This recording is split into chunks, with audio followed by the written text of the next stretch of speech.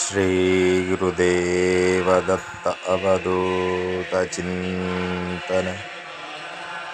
మిత్రులారా, ఇప్పుడు మనం చూస్తున్న ఈ శివలింగం, ఈ స్థలం మహాశక్తివంతమైన కావ్యకంఠ గణపతి ముని మనందరికీ సుపరిచితమే. స్వామివారు రమణాశ్రమంలో రమణ భగవాన్ని చివరి సమయం వరకు ఉన్నారు. ఈ మహానుభావుడు దశమ విద్యలను సాధన చేసిన స్థలం ఇది. వీరు కూర్చున్న స్థలంలో నేను చాలా రోజులు ఉన్నాను. ఇది వీరి స్వగృహము అన్నమాట. వీరి సొంత ఇంటిని మందిరంగా మార్చారు, కానీ వీటి ఆనవాళ్ళు ఇంకా అలాగే ఉంచారు ఇక్కడ భక్తులు. ఇది విజయనగరం బొబ్బిలి దగ్గర వీరి గ్రామం మనకుంది. అగ్రహారం అని అంటే బ్రాహ్మణ అగ్రహారంగా ఈ స్థలం ఉన్నది. ఇక్కడ ఎంత గొప్పగా నిర్మించారంటే ఇక్కడ వెళ్ళిన వాళ్ళకి కొంచెం ఏర్పాట్లు కూడా చేశారు. ఒక కళ్యాణ మండపం పెట్టారు, గోశాల నిర్వర్తిస్తున్నారు. హైదరాబాద్ వాసులు. వీరి వెనక భాగంలో చిన్న ఫోటో ఉన్నదిగా వీరే. వీరితో గతంలో నేను ఫోన్లో మాట్లాడేవాడిని. వారు చక్కగా స్పందించేవారు. అయితే ప్రస్తుతానికి వారు స్థితి పొందారు. ఇక్కడికి వెళ్ళినప్పుడల్లా నేను ప్రతిసారి అంటే ఎప్పుడు వెళ్ళినా ఈ ప్రాంతానికి ఖచ్చితంగా రుద్రాభిషేకం చేసుకొని వస్తుంటాను. స్వామివారు వాడిన వస్తువులలో ఒకటి బావి, 2 స్వామివారు కూర్చొని స్నానం చేసే ఒక పెద్ద రాయి, 3వది ఆ ఇంటి పెంకులు కొన్ని ఉంచారు. అంతే, ఆయన వాడిన పెంకులను పక్కన పెట్టి ఉంచారు. మిగతాదంతా కూడా ఇలా మందిరంగా నిర్మించారు మందిరము. దాని ఎదురుగా ఒక కళ్యాణ మండపం, దాని తర్వాత భక్తులు వచ్చినప్పుడు ఉండడానికి, తర్వాత ఒక గోశాల నిర్మాణంలో వచ్చేసాయి. చాగంటి కోటేశ్వరరావు గారు కూడా ఇక్కడ కొంతకాలం ఉన్నారట. ఇక్కడికి వెళ్ళిన తర్వాత తెలిసింది.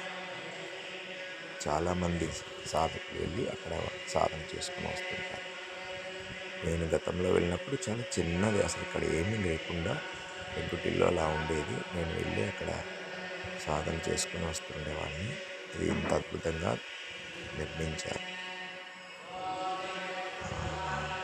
అందుకని ఇక్కడికి వెళ్ళి చక్కగా రుద్రాభిషేకం చేసుకోవడం జరిగింది. స్వామివారు కావ్యకంఠ గణపతిని చివరి రోజుల్లో ఇక్కడికి వచ్చేసారు.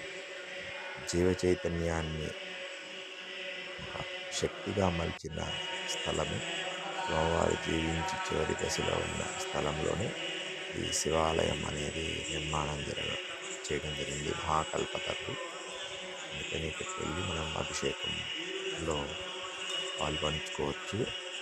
ఇక్కడ బ్రాహ్మణుని కూడా ఉంచడం జరిగింది. అయితే నేను ఎప్పుడు వెళ్ళినా కూడా అక్కడికి వెళ్ళినప్పుడు నేను ఖచ్చితంగా అభిషేకం చేస్తాను.